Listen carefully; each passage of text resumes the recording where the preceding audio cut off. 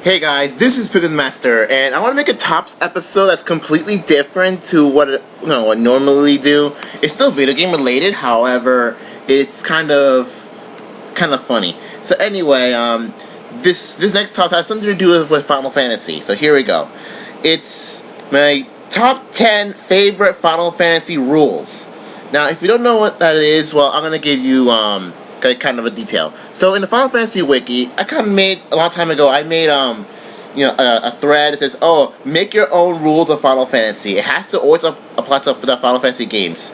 So currently there are 211 of them. A lot of them suck, and a lot of them repeat. But I don't know what I'm gonna do with it. So yeah, I can't just delete all the ones that either A, don't apply, or B, are repeated the same way or something similar. So okay, here we go. So here are my top 10 favorite ones. Some of them I made, some of them I did not made. So okay, here we go.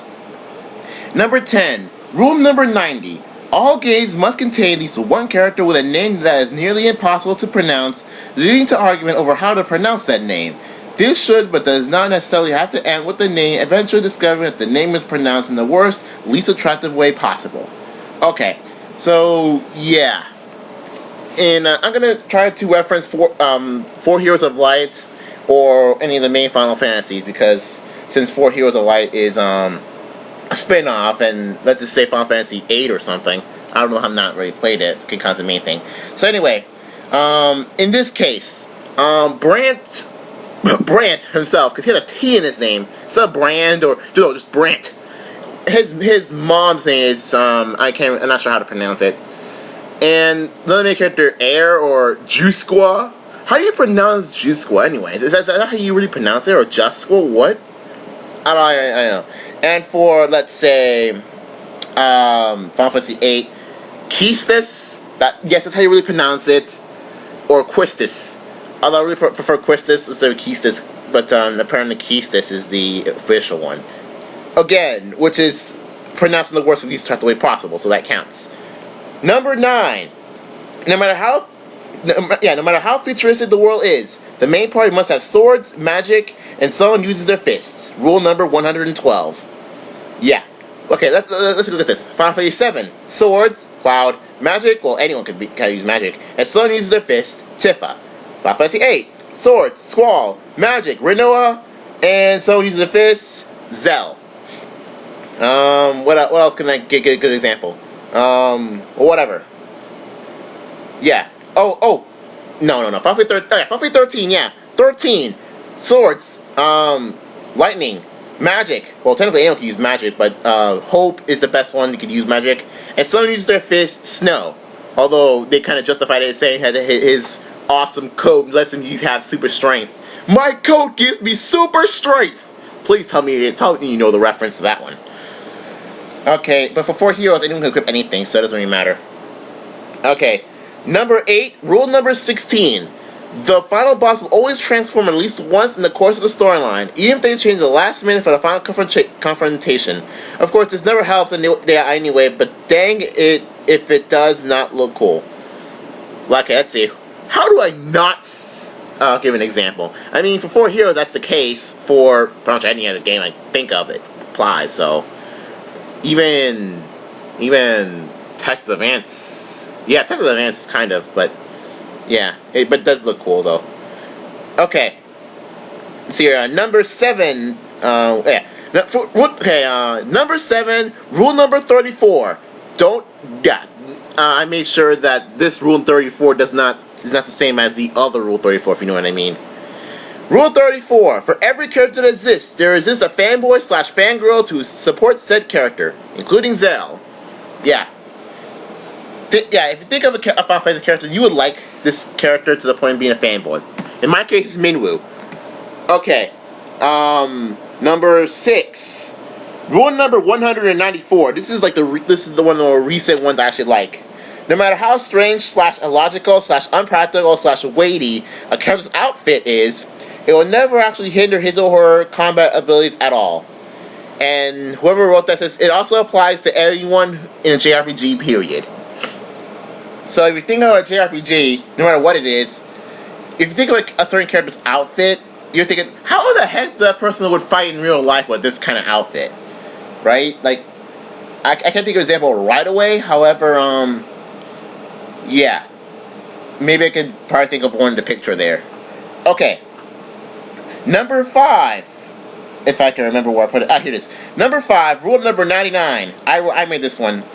There will always be a character in any game that the player will, quoting Kafka, hate. Yeah. If you think of a character you really hate, and this applies to pretty much any game ever, there will be a character that you would hate so dang much. In my case, it's Locke of 6, but that can apply to any thief, really. Number 4, rule number 45. This is a good one. The less practical the weapon, the more damage you can do with it. And that's pretty much it. Although he says, example, that being said, if a weapon actually has a snowball's chance in heck work in reality, it would suck.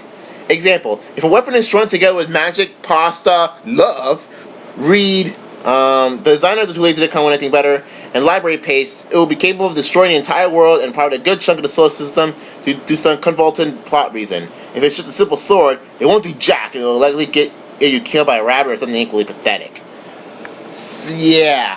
Think of a really weird weapon, actually like a good ultimate weapon, and yeah, and compare that to, let's say, like a regular sword. Yeah, there's a huge difference. One looks practical, one is not, and yet the one's not practical looks kind of cool, and you actually do some stuff. Okay. Number 3, rule number 30. I mentioned this in Hardcore Boss playthrough, just so you know. If a character in the game has a unique sprite, they are likely to be important to the plot. If not, then they're either going to die as cannon fodder or say the exact same thing every time you talk to them with something equally useless. So in other words, if this is a character with a sprite, and you know, if there's some character that shares the same sprite, that doesn't really matter. But if a person has a sprite uniquely to that themselves, then that person will have some importance. This applies to anything with sprites, so especially Pokemon. In Pokemon, the gym leaders, for red and blue, but that doesn't count because, you know, they're still developing at the point. But still, after that, yeah, everyone has either they shared sprites or probably just random NPCs, or if they have a unique sprite, then they're actually important. Yeah. Okay, number 2 and number 1 actually so the earliest ones, so here you go. So these are the good ones. Okay, number 2, rule number 13. As a Final Fantasy IV, although this kind of applies to any game with more than 4 party members, there will always be 3 female party members in the main series. No more, no less. And added to there, among these female party members, one must be ridiculously hot, one a ditz, and the other the combination of the 2 or the serious one. Any of them can also be an adequate fighter. Yeah. This definitely applies to any Final Fantasy game after 4, apparently. No, as of 4. Yeah, it includes 4. That have more than 4 party members total. So, yeah.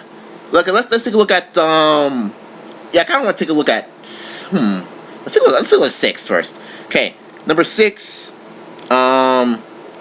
Female party members, one must ridiculously hot. I want to say Celis for this one. A ditz, that's Realm. And you're the combination of the 2 with the serious one, that's Terra. Let's take a look at 7. Yeah, is there one for 7? Yeah, I don't know. One must be ridiculously hot. I want to say Tifa or Eric. I don't think Tifa for this one, but that's just people's opinion. One a ditz, Yuffie. And you're the combination of the 2 of the serious one, that's Aerith. Or Aerith, whatever. Final Fantasy 8. This is a good one for Final Fantasy 8. One is ridiculously hot. I want to say Kisis for this one. One a ditz, which is Selfie. And a combination of 2, or the serious one, that's Rinoa. Final Fantasy 10-2. This is like probably the big example of this one for 10-2. One was ridiculously hot. I want to say Yuna.